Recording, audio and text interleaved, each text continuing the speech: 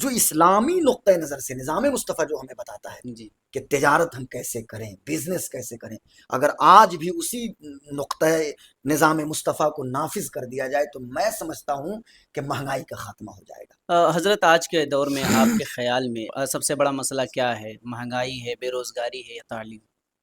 یہ اب چونکہ تینوں چیزوں کا جو آپ نے ذکر کیا، جی مہنگائی، بے روزگاری اور تعلیم، تو جہاں تک مہنگائی اور بے روزگاری کی بات ہے تو یہ تو میں جہاں تک سمجھتا ہوں کہ سکے کے ہیڈ اینڈ ٹیل بھاگ ہیں، یعنی دونوں سکے کے ہیڈ ٹیل بھاگ ہیں۔ جو انسان بے روزگار ہے جی تو اس کے لیے اس کو اپنی ضرورت پوری کرنے کے بارے میں بھی سوچنا پڑے گا، اور جو ملٹی بلینئر جو لوگ ہیں، کروڑ پتی ہیں، ارب پتی ہیں، اب کوئی کہے مارک زکربرگ سے یا بل گیٹس سے جا کر کوئی کہے، یا پھر آپ کو ایلن مسک سے جو کہے کہ صاحب ابھی بڑی مہنگائی ہے، تو ان کو تو انفلیشن کے بارے میں، مہنگائی کے بارے میں ان کو کیا پتا چلے گا؟ جی اب بل گیٹس کے آگے یا ہمارے انڈیا میں مکیش امبانی ہو، گوتم اڈانی ہو، اب ان کو مہنگائی، یا پھر عظیم پریم جی ہو، ان کو مہنگائی کے بارے میں کیا کیا اندازہ؟ بات ہے؟ مہنگائی چونکہ ہم جیسے مڈل کلاس فیملی کے لوگوں کے لیے ہے، لیکن چونکہ بے روزگاری بھی ایک بہت بڑا ایشو ہے، ایک بہت بڑا مسئلہ ہے، اس پر میں تو یہی کہوں گا کہ بے روزگاری کا مداوع ہونا چاہیے، خاص طور سے حکومتی سطح پہ بھی، جی اور جیسے جیسے لوگ روزگار سے جڑیں گے تو پھر اب روزگار سے بھی جڑنے کے لیے، اب چونکہ تین ایک ہی کیٹیگری میں آپ نے رکھا ہے، تعلیم ہے تو تعلیم کا امپورٹنس اپنی جگہ ہے، تعلیم کی اہمیت، اور اب یہ چونکہ میں تو خاص طور سے مسلمانوں سے بھی کہوں گا کہ ساری صلاحیتوں کو سینٹرلائز کریں، فوکسڈ کریں ایک جگہ، یعنی ساری صلاحیت کا مرکز و محور ایک چیز، مطلب وہ ایک چیز کو بنائے، جی فقط تعلیم کو۔ تو جیسے جیسے وہ تعلیم یافتہ ہوں گے اور ان کے پاس قلم کی طاقت ہوگی، تو میں جہاں تک سمجھتا ہوں کہ تعلیم کی وجہ سے ہی ان کو ترقی ملے گی۔ اور ہم نے تو دیکھا ہے کہ صاحب جن کو کھانے کے بھی پیسے نہیں ہوتے ہیں، جو بہت غریب ہوتے ہیں، غربت و افلاس کے مارے لوگ ہوتے ہیں، ابھی انہوں نے تیاری کی، U P S C crack کیا، اور یونین پبلک سروس کمیشن کے ذریعے وہ جیسے آئی اے ایس ہوتے ہیں تو آج آئی اے ایس ہوں گے، اور جیسے ہی وہ مطلب اس عہدے پہ ان کی تقرری ہوگی، ابھی وہ 1 کروڑ کا چیک سائن کریں گے،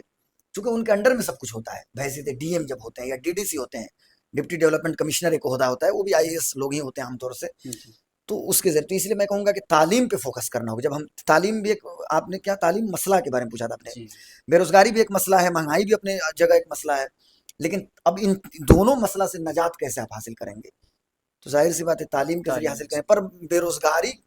کا تو کچھ حل ہو نکل سکتا ہے تعلیم کے ذریعے سے، پر مہنگائی کے لیے ہم کیسے نکالیں گے؟ مہنگائی کی جہاں تک بات ہے تو میری نظر میں ایک اسلامی نقطۂ نظر کی ایک بات کروں گا، چونکہ بحیثیت مسلمان ہم چونکہ اسلام کو ریپرزینٹ کر رہے ہیں، جی وہ الگ چیز ہے، گورنمنٹ جاب ہونا یا پولیٹکس کی کچھ بات کرنا الگ مسئلہ ہے، لیکن ہم تو پہلے تو حضور کے غلام ہیں نا، بالکل تو ہم نظام مصطفیٰ کو ریپرزینٹ کریں گے، تو نظام مصطفیٰ کے اگر اعتبار سے ہم دیکھیں گے، چونکہ ہم وہ لوگ نہیں ہیں، وہ مولوی نہیں ہیں کہ جو نظام مصطفیٰ کی تردید کر دیں، یا پھر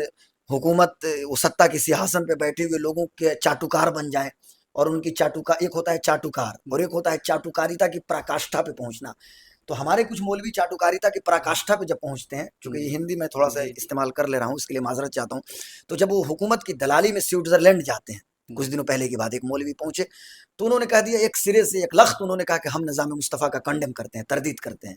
میں کہتا ہوں کہ نظام مصطفیٰ کیا ہے؟ انہی لوگوں کے باپ دادا کے بارے میں یہ جینیس آف ایسٹ عبقری الشرق ڈاکٹر محمد اقبال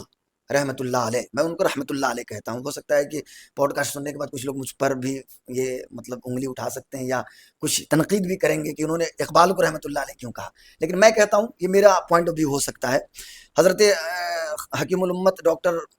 علامہ اقبال رحمۃ اللہ علیہ، انہوں نے جو کہا تھا نا کہ عجم ہنوز ندانت رموز دی ورنہ زدیو بند حسین احمد ایچ بلعجبست سرود برسر ممبر کے ملت از وطنست چہ بے خبر ز مقام محمد عربست، تو ان کو تو آج تک نہیں پتا چلا کہ حضور کا مقام کیا ہے۔ جی تو اگر نظام مصطفیٰ کی ہم بات کریں، ہر موڑ پہ نظام مصطفیٰ ہماری اور آپ کی رہنمائی کر رہا ہے، رہنمائی کرتا تو ہے۔ نظام مصطفیٰ کے نقطۂ نظر سے ہم اس نتیجے پہ پہنچتے ہیں کہ انسان چونکہ ریسورسز پہ قبضہ کر چکا ہے، انسان ذخیرہ اندوزی کرتا ہے، بے روزگاری کی مہنگائی کیوں بڑھتی ہے، اس کے پیچھے ریزن کیا ہے یہ بھی تو غور کرنا پڑے گا۔ ایک سب سے بڑی وجہ ہے ذخیرہ اندوزی،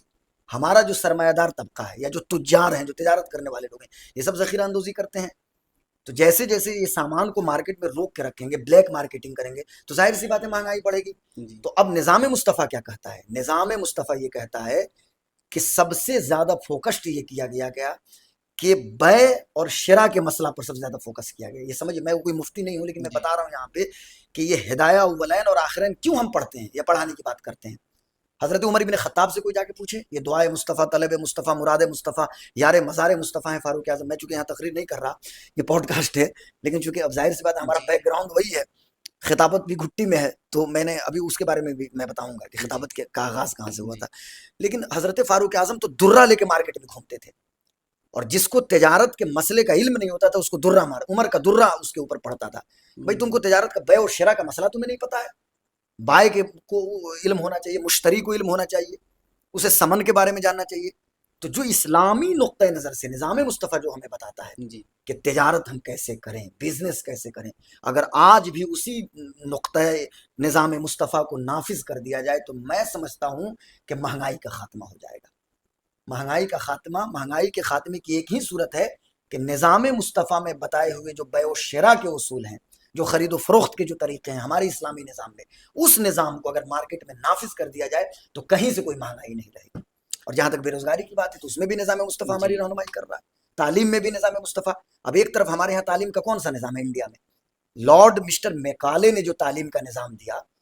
اس کے بارے میں بھی ہمارے ناظرین اور قارئین کو پتا ہوگا. مسٹر ایک لارڈ ایک انگلش فلاسفر تھے، اور ان کو انڈیا میں باضابطہ بلایا گیا، بلا کے ان سے کہا گیا کہ آپ شکشا نیتی پیش کیجیے، تعلیم کا نظام پیش کیجیے. انہوں نے دین اور دنیا کی دنیاوی تعلیم اور دینی تعلیم دونوں نظام کو الگ الگ کر دیا. تو میکالے کے نظام تعلیم سے ہمیں نقصان ہے. ہمارے پاس وہی نظام تعلیم چاہیے جو صفہ کی درسگاہ پہ رسول پاک صلی اللہ علیہ وسلم نے جو نظام تعلیم کروایا. تھوڑا سا بڑا لمبا جواب ہو گیا اس کو جی آپ. ماشاء اللہ. اس میں اور بھی اعتراض ہو سکتے ہیں لیکن ہم ان اعتراض کے علاوہ بھی آگے سوالات کا سلسلہ بڑھاتے ہیں.